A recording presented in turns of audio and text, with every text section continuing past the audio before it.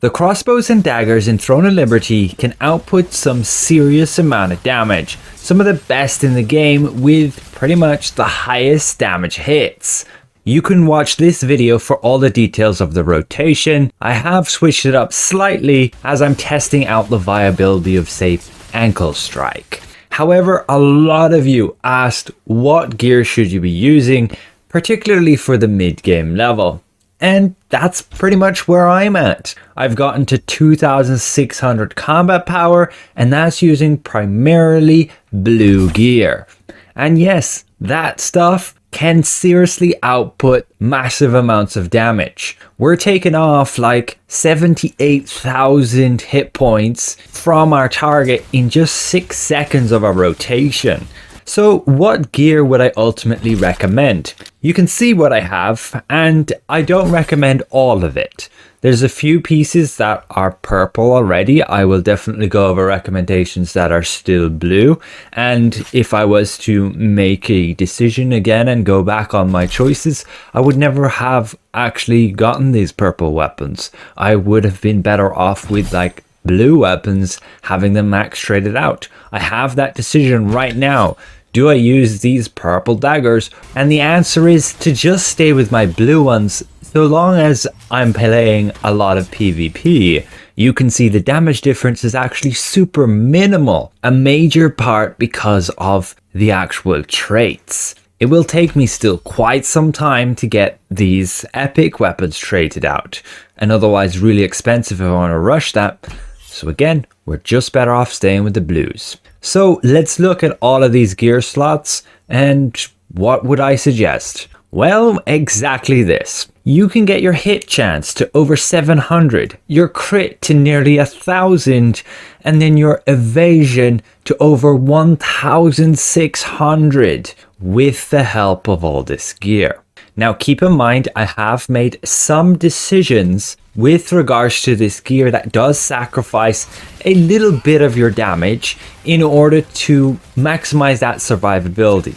Again, we're primarily stacking hit points and then evasion because it's very viable right here. Getting over 1,500 evasion is the sweet spot, and this gear helps a lot with that while maintaining very good damage output. So now let's cover each of the gear pieces, where to get them, and exactly what traits to get on them, step by step. So first of all is the Steel Flurry crossbow with hit chance, heavy attack chance, and crit chance as the traits. And that's very simply dropping from Spectre's Abyss, Cave of Desperation, and Cave of Destruction. Then you want the Daggers of Slaughtering with the hit chance, heavy attack chance, crit hit chance, and they simply come from your Roaring Temple, Cave of Desperation, and your Cursed Wasteland. The Mask of Resistance, you want the max health, magic evasion, ranged evasion. You can get it here as a choice after completing chapter 6, but also as a lithograph reward. For your cloak, you want the Warlord's Shroud, again with max health, skill damage resistance, and debuff duration. You will have to do a bit of farming in Silas Abyss in order to get it to drop from these living armored foot soldiers. The Duskblood Garb, you want max health, magic evasion, ranged evasion, and you'll get it simply from the Cursed Wasteland dungeon. Then the Duskblood Gloves with max health, magic evasion, and ranged evasion again comes from these Reptilian Lancers on Sorodoma Island, so get it while you do your contracts, and otherwise this boss within Silas Abyss. Then your Duskblood Trousers, you want similarly the max health, magic evasion, ranged evasion, and this drops from those dark wizards within the Shadowed Crypt, and additionally from this field boss. Then the Glade Stalker Boots, same max health, magic evasion, ranged evasion, and you'll simply get it from your Spectre's Abyss and Cave of Destruction. But you could farm these zombies and these mutant test subjects for them too. Then your necklace, you want max health, skill damage boost, and buff duration. You can kill these guys in the Sanctum of Desire and also beat up the field boss Grand Alien. Then your bracelet, you want to have max health, skill damage boost, and debuff duration. And the one I recommend comes from the Roaring Temple or Death's Abyss. Then your ring, the Violet Signet, you want to have max health, skill damage boost, and buff duration. And you will obtain it from the Cursed Wasteland and also the Lithograph book. As your second ring, you also want max health, skill damage boost, and buff duration, and it drops in Death Abyss. Finally, your belt, the Gladiator's Girdle, you want max health, skill damage resistance, and debuff duration. You will find this one from the Living Armored Lancers in Silas Abyss, and also if you beat up the field boss Junoboat, he has a chance to drop it. But overall, that's all of the gear pieces I highly recommend you obtain to kit out your character at the mid-game level. I strongly suggest getting them traded out before moving on to purple stuff. You'll work on your purple stuff over time, obtaining it, deciding to sell things, deciding to keep things. And once you get quite a few traits on it, then it can be worth switching over to it. But before that, it's just not. Traits give a lot of combat power.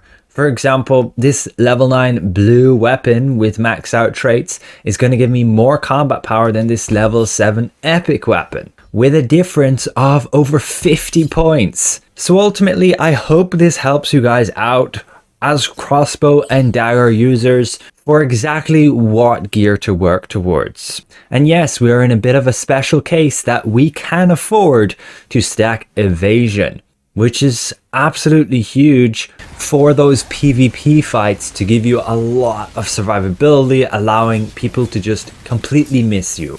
But if you're using some other such weapon, it can be just more reliable to go with endurance. A last few quick notes. You may be wondering why I should use, say, the slaughtering daggers instead of the wicked thorns in like PvP. Why do I say that? Well, that's primarily going to be because of the hit chance, but also the heavy attack chance, and then even the crit chance that these daggers gain by having them actually traded versus this not being so.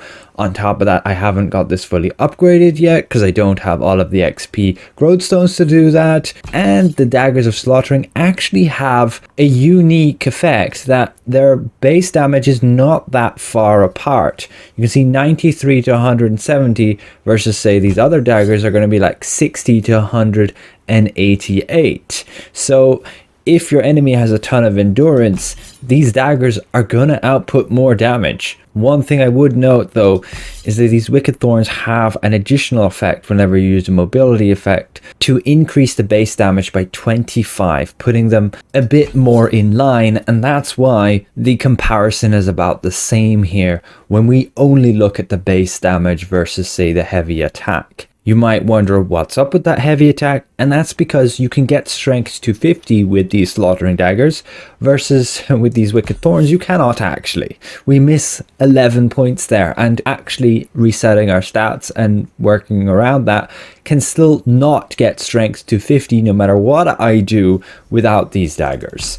Strength to 50 gives you a bunch of hit points, but also heavy attack chance increased by 100, which is like 10% chance your attacks deal double damage, which is huge for damage output, on top of that strength just giving you another layer of hit points. Just be aware again, I don't have exactly everything that is on the list here.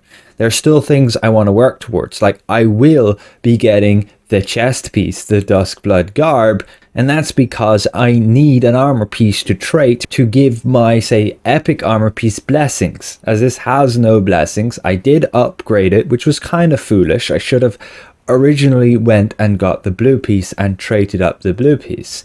Same with this weapon. I should have originally traded a good blue weapon and stayed with that, just as we are switching kind of back to the daggers of slaughtering versus these new ones, which we will eventually trade out. And when we do, we can make the switch. Be aware as well, we have, say, the braces of the Primal King, and I won't be switching over to the blue bangle because there's not much point in that. And this also gives the perception boost, which allows us to essentially get, say, more dexterity, because we'd switch around like that. If you have that bangle, instead of having the 6 perception here from this bracers, you'll basically reduce your dex by 6 points and put them in perception. You want to make sure you have that 30 milestone to get the 100 extra hit chance. Same with dexterity to 30 to get the extra crit chance. And otherwise, upgrading the rings with their traits is super expensive, and that's another reason why I haven't switched from, say,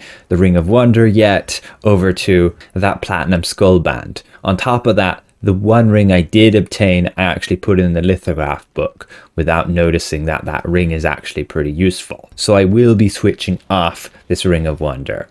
And the belt as well, I will be switching off that too, in order to get the Gladiator Girdle, which has much better traits and just better stats in general. Like, we don't need the magic endurance here because that's not something we're stacking anyway. The movement speed is nice though, I'll admit that. Additionally, we also need to get the cloak. So I still have definitely a few things more to work on in order to optimize my setup. But still, it's kind of crazy the amount of stats you can get just with blues, and there's not going to be a big jump up by going to purples. So especially if you're into the PvP scene, totally trade out your blues before going to purples.